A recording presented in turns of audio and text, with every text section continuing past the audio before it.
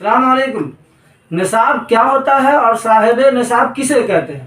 مختلف مالی عبادات میں ہم نصاب اور صاحب نصاب کا لفظ بارہا سنتے ہیں، جس کا معنی اور مفہوم سمجھنا مالی عبادت کے مسائل کو اچھی طرح سمجھنے کے لیے بہت ضروری ہے۔ اس لیے یہ یاد رکھنی چاہیے کہ نصاب کسی بھی مال کی اتنی مقدار، کوانٹیٹی اور ماترا کو کہتے ہیں جس کوانٹیٹی اور ماترا کے ہونے سے مالی عبادت مثلا زکوٰۃ وغیرہ واجب ہو جاتی ہے۔